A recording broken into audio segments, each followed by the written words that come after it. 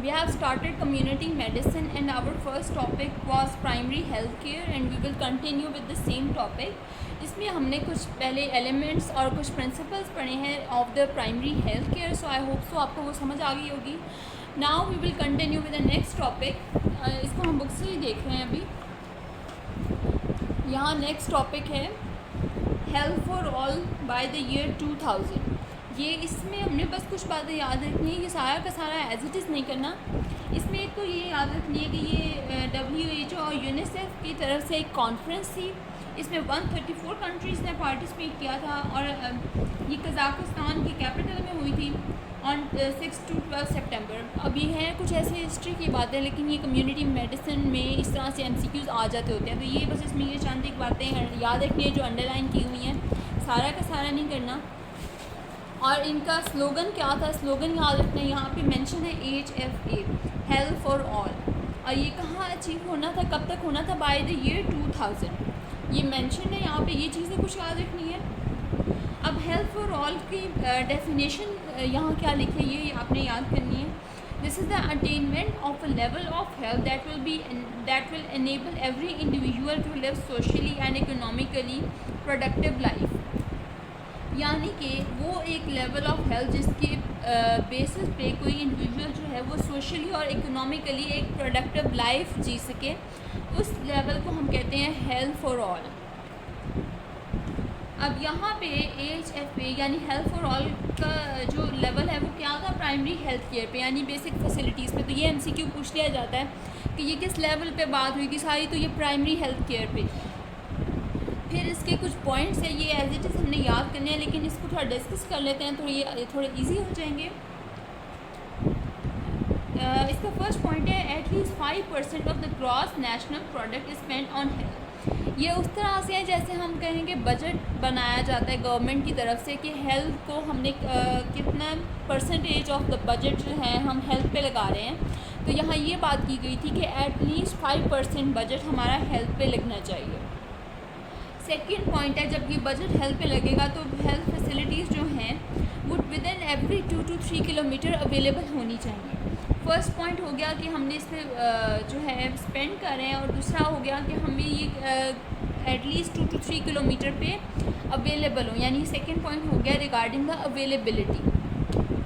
Third point इसी के आगे फर्दर डिटेल में है कि जब हम अवेलेबिलिटी देंगे तो उसमें क्या क्या चीज़ें आएंगी. First is the immunization. इसी तरतीब से याद रखेंगे तो ये अच्छी तरह याद हो जाएगा. First is immunization of the disease जो यहाँ मेंशन है. अब जब हम इम्यूनाइजेशन कर देंगे तो उसके बाद क्या होगा कि इन्फेंट मॉर्टेलिटी रेट जो है वो कम हो जाएगा below 50/1000 life birds. Infant mortality rate जब कम हो जाएगा तो लाइफ एक्सपेक्टेंसी बढ़ जाएगी. अब life expectancy more than 60 years. और इसके अलावा gross national product per capita exceeds $500.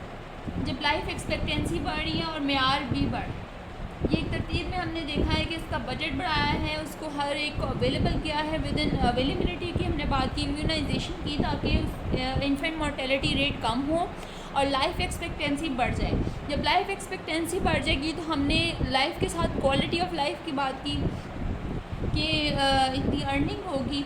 और उसके बाद at least 90% of new born babies to have birth weight of 2.5 kg और मोर. यहाँ पे हमने ज़्यादा स्ट्रेस किस बात पे कर रहे हैं? न्यू बॉर्न या बेबी पे. तो यहाँ पे अगर हमारे से पूछा जाए या ये वाइवा में भी पूछ लेते हैं, यहाँ भी मेंशन्ड है कि children were given much more preference, specially children under 5 years were given more preference.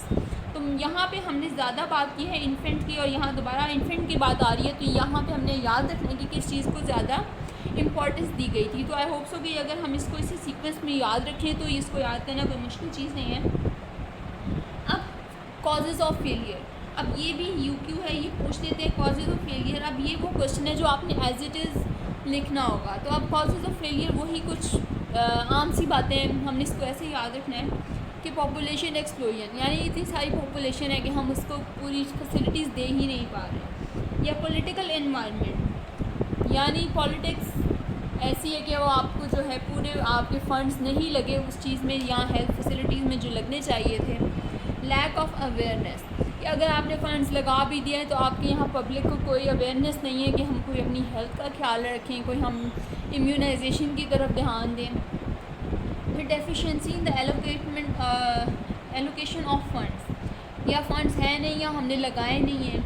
Mail distribution of money allocation, यानी हमें और बजट की वही एक ही बात है जो 2-3 दफ़ा उसने बता दिया कि हमने और चीज़ों पर बजट लगा दिया, इस चीज़ में नहीं लगाया। Deficiency in the medical education, हमारे पास या उतने डॉक्टर्स वगैरह नहीं हैं। मैन पावर डेफिशिएंसी है, डॉक्टर रिलक्टेंट हैं।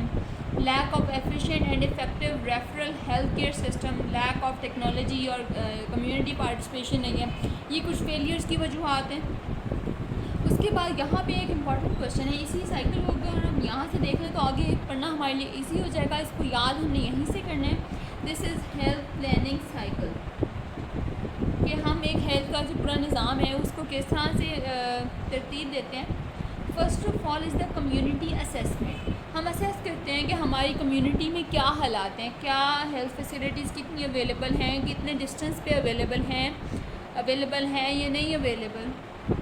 एक हमने वो असेसमेंट की, और फिर ज़ाहिर बात है 100% किसी भी कम्युनिटी में नहीं होंगी, तो वहाँ क्या वजह है, क्या प्रॉब्लम्स आ रही हैं, उनको हमने आइडेंटिफाई करना है। जब वो प्रॉब्लम्स आइडेंटिफाई होगी कि क्या वजूहत हैं जिसकी वजह से हेल्थ फैसिलिटीज़ पूरी नहीं अवेलेबल हो रही, तो यहाँ पे हमने प्रायोरिटी सेट करनी है। बिकॉज हमने देखा कि कंपोनेंट्स तो कितने सारे हैं हेल्थ केयर फैसिलिटीज़ के। प्राइमरी हेल्थ केयर में कितने सारे कंपोनेंट्स आते हैं, हमने 8 काउंट किए थे फर्स्ट लेक्चर में। अब उसमें अगर हम फ़ौरी तौर पे सारे मुहैया नहीं कर पा रहे तो हमारी प्रायोरिटी क्या है कि एक कोई चीज़ है जो दूसरी से ज़्यादा ज़रूरी है तो हम उस पर पहले ध्यान देंगे। सो हम प्रायोरिटी सेट करेंगे कि प्रायोरिटी वाइज कि क्या चीज़ पे हमने पहले ध्यान देना है, कौन सा थोड़ा सा लेट भी हो जाए तो उसकी खैर है। देन प्रायोरिटी सेट करने के बाद हमने एक पूरा प्लान तैयार करना है कि सोल्यूशन है क्या एक इन सारी प्रॉब्लम्स का जो हमने पहले आइडेंटिफाई की थी अकॉर्डिंग टू द प्रायोरिटी। उसके बाद combine individual solution into integrated primary health care. ये एक प्रॉब्लम के सोल्यूशन को हमने कंबाइन प्लान जब कह दिया तो हम उसको कहेंगे इंटीग्रेटेड प्राइमरी हेल्थ केयर। उसके बाद आ जाती है बारी इस प्लान को इम्प्लीमेंट करने की। इसको इम्प्लीमेंट हमने किस तरह से करना है वो भी पूरी प्लानिंग है, और इस प्लानिंग के तहत हमने इसको इम्प्लीमेंट करना है। इम्प्लीमेंटेशन ये नहीं है कि हमने इम्प्लीमेंट करने का भी ऑर्डर दे दिया और हमने उसको छोड़ दिया, ऐसे नहीं है।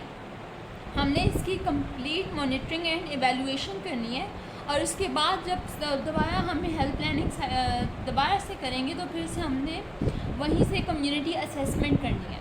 अब कम्युनिटी असेसमेंट में क्या चीज़ें आती हैं? First is the health and demographic सर्वे।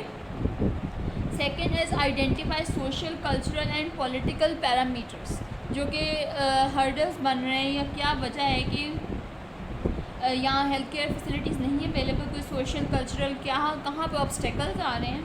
और इसके अलावा assess the existing health services.